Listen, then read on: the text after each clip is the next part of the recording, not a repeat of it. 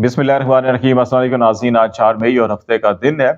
3 बड़ी अहम खबरें हैं जिस पे आज हम बातचीत करेंगे। एक तो वज़ीर आज़म ने इलेक्शन में धांधली का एतराफ़ कर लिया है और इस बात का इज़हार किया जा रहा है कि ये फ़ॉर्म 45 के नताइज को किस तरह से फ़ॉर्म 47 के ज़रिए बदला गया, इसकी तफ़सीलात आपसे शेयर करेंगे। और दूसरा मामला गंदम का स्कैंडल है और इस गंदम के स्कैंडल की ज़द में कहा जा रहा है जी कि प्राइम मिनिस्टर, वज़ीर दाखिला, चीफ मिनिस्टर और बहुत बड़े बड़े नाम जो है कि वो आने वाले हैं। तहकीकात का दायरा कार वसी किया जा रहा है, इसके पस मंज़र में क्या चल रहा है और आने वाले दिनों के अंदर गंदम स्कैंडल किस किस का सर ले सकता है, इस पे बात करेंगे। और तीसरा बड़ा अहम मामला जो है वो अदलिया के मुहासे पर है। जस्टिस बाबर सत्तार ने जो ऑडियो टेप करके फिर उनको लीक करने का केस था, उस केस का एक तहरीरी फैसला जारी किया है और इसमें उन इदारों को जो ये समझा जाता है कि किसी भी हुकूमत की गिरफ्त माशरे के ऊपर मजबूत करने के लिए, रियासती इदारों के ऊपर गिरफ्त को मजबूत करने के लिए और अवाम को काबू करने के लिए जिन इदारों को इस्तेमाल किया जाता है, सिर्फ अवाम को, मीडिया को भी और बाकी तमाम जो स्टेक होल्डर्स बड़े अहम होते हैं माशरे के, उनको काबू करने के लिए जिन इदारों को इस्तेमाल किया जाता है, उन इदारों को जस्टिस बाबर सत्तार ने कानूनी गिरफ्त में लिया है। उनके सरबराहों को, उनके मेम्बरान्स को, उनके आला अहदेदारान को तौहीन अदालत के नोटिस के हवाले से कार्रवाई शुरू करने के नोटिस जारी किए हैं। और ये कहा जा रहा है कि जस्टिस बाबर सत्तार के इस फैसले ने हुकूमत की बुनियादों को हिला के रख दिया है, क्योंकि कोई भी हुकूमत माशरे में अपनी गिरफ्त उसी वक्त काबू कर सकती है, उसी वक्त अपनी गिरफ्त मजबूत कर सकती है जब इन इदारों के जरिए हर स्टेक होल्डर को काबू किया जा सके। अब इस फैसले के अंदर आज जो तहरीरी तौर के ऊपर सामने आया है,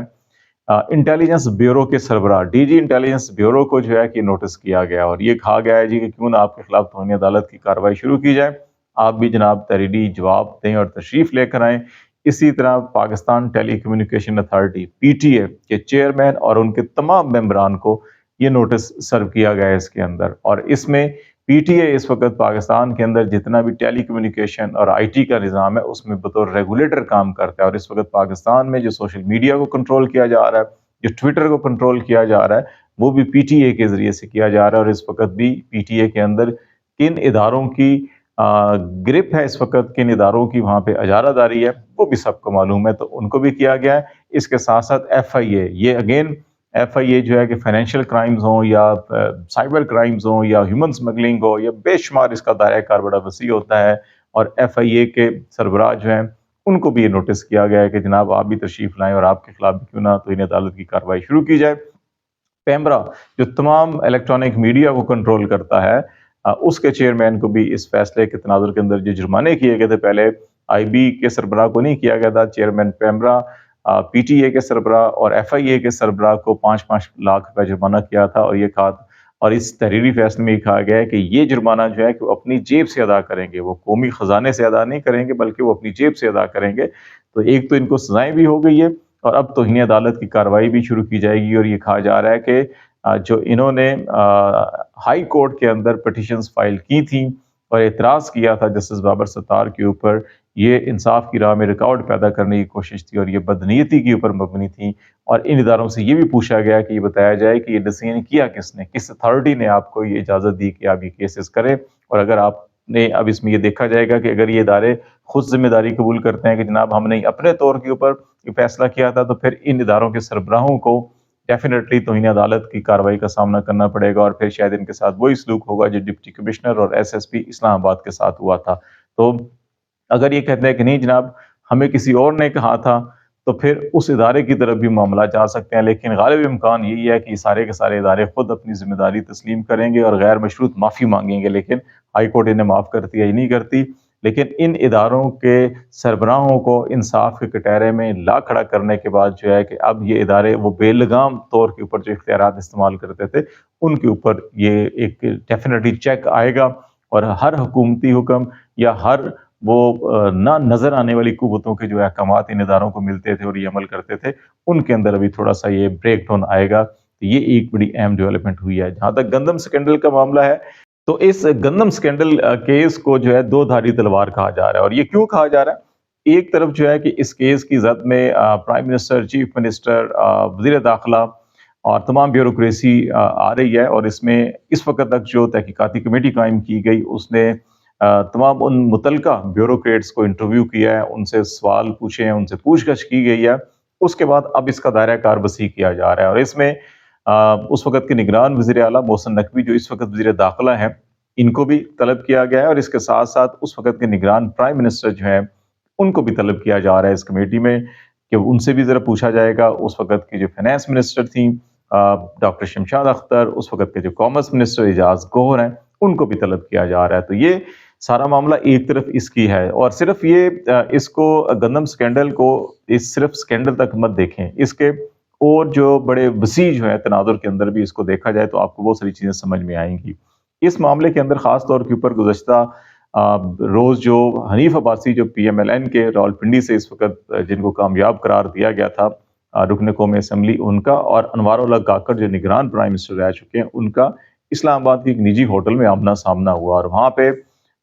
کچھ تلخ جملوں کا تبادلہ ہوا۔ حنیف عباسی نے یہ کہا کہ گندم سکینڈل جو ہے کہ آپ کی حکومت نے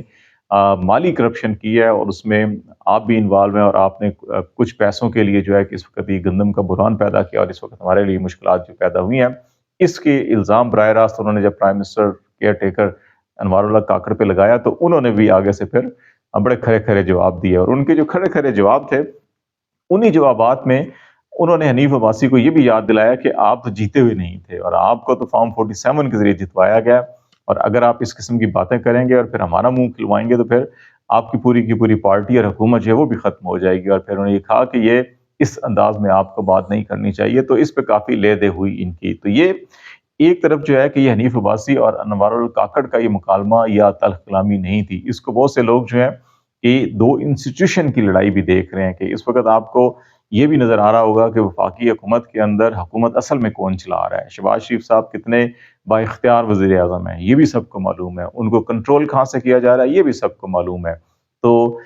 گزشتہ چند دنوں کے اندر جو نواز شریف صاحب نے رانا ثناء اللہ کو، اسحاق ڈار کو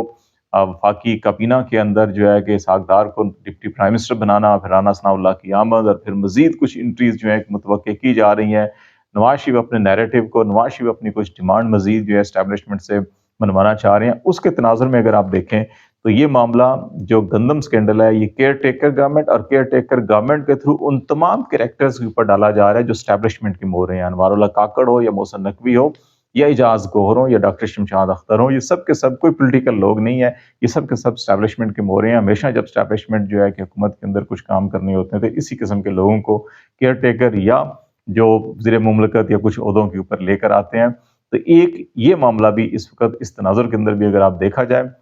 تو نگران وزیر اعظم کا یہ اعتراف کرنا کہ آپ کو تو فارم 47 کے ذریعے جتوایا گا، تو یہ بلیک میلنگ ہو رہی ہے، پولیٹیکل بلیک میلنگ، اور ادھر سے یہ کہا جا رہا ہے کہ آپ نے کرپشن کی ہے، آپ کو ہم اس کمیٹی میں بلائیں گے۔ تو یہ اس وقت گیو اینڈ ٹیک کی جو بات ہے یہ اس تناظر کے اندر بھی دیکھیے کہ جہاں پہ پی ایم ایل این یہ ڈیمانڈ کر رہی ہے مسلسل کہ 9 مئی کے جرم کے اندر، 9 مئی کے جو فسادات ہیں اس کے تناظر کے اندر پاکستان تحریک انصاف اور عمران خان کو طویل عرصے تک جو ہے کہ بین کیا جائے، ان کو سزائیں دی جائیں، ان کو دہشت گرد قرار دیا جائے، ان کو اندر رکھا جائے، ان کو باہر نہ آنے دی جائے ایٹ لیسٹ 2 سے 3 سال تک، تاکہ ہم اپنی جڑیں مضبوط کر سکیں حکومت کے اندر بھی، عوام کے اندر بھی۔ تو یہ بنیادی وہ ڈیمانڈ ہے جو ابھی یہ پوری ہوتی ہوئی دکھائی نہیں دے رہی، کیونکہ اس وقت جو صورتحال ہے 9 مئی کے حوالے سے جو 100-200 لوگ جن کے کچھ ایویڈنس دے ان کو پکڑا گیا، ان میں سے کچھ کو سزائیں دی گئیں، کچھ کو جو ہے کہ بری بھی ہوئے ہیں، تو یہ معاملہ اس انداز میں نہیں ہے جس انداز کے اندر پی ایم ایل این اس کے حتمی نتائج چاہتی ہے۔ وہ نتائج ان کو ملتے ہوئے دکھائی نہیں دے رہے۔ عمران خان یا باقی لوگ جو ہیں کہ وہ عدلیہ کے راستے سے جو کیسز ہیں وہ بڑے ویک تھے، وہاں سے ان کی رہائی ہوتی ہوئی دکھائی دے رہی ہے۔ تو اس لیے ان تمام معاملات کا ان تمام معاملات سے جو ہے وہ بھی تعلق جڑا ہوا ہے۔ اسی تناظر کے اندر جو ہم نے گزشتہ روز بات کی تھی کہ ججوں کی تقرری ہو یا چیف جسٹس کی مدت ملازمت کے حوالے سے ہو، یہ سارے معاملات ایک دوسرے کے ساتھ جڑے ہوئے ہیں۔ ابھی جو مخصوص نشستوں کا معاملہ تھا جو 8 مئی کے لیے فکس کیا گیا تھا، اس میں قاضی فائز صاحب خود موجود نہیں ہوں گے، جسٹس منصور علی شاہ، جسٹس اطہر من اللہ ہوں گے، جسٹس مظہر ہوں گے۔ وہ 8 مئی ڈیٹ چینج کر کے اب 6 مئی کر دیا گیا، یعنی کہ کل صبح جو ہے پیر والے دن اس کی سماعت ہوگی۔ اب یہ 2 دن پہلے کرنے کی کیوں ضرورت محسوس ہوئی؟ اس کو بھی ان تمام حالات سے دیکھیے کہ حکومت جو ہے کہ وہ آئینی ترمیم لے کر آنا چاہتی ہے، لیکن کچھ لوگ جو ہیں کہ وہ ججز کی تعیناتی کے حوالے سے اور چیف جسٹس کی مدت ملازمت کے حوالے سے حکومتی نقطۂ نظر سے اختلاف کرتے ہیں، وہ اتفاق نہیں کرتے، تو اس لیے بہت سے فیکٹر اور کریکٹر اس کے اندر ایکٹیو ہیں، اور یہ اگر کل فیصلہ ہو جاتا ہے اور مخصوص چیزیں پاکستان تحریک انصاف کو واپس دی جاتی ہیں کے پی کے اندر، تو ان کے اثرات پھر پنجاب اور مرکز میں بھی ہوں گے، اور حکومت کے پاس 2/3 نہیں ہوگی، اور یہ آئینی ترامیم بھی نہیں ہو سکیں گی۔ تو اس لیے یہ بڑی چیزیں آپس میں جڑی ہوئی ہیں، اور کل پرسوں میں بڑی اہم ڈیولپمنٹ بھی ہونی ہے۔ آج تک لیے اتنا ہی، آپ کو آگاہ کرتے رہیں گے۔ خالد جمیل کو اجازت دیجیے، اللہ حافظ۔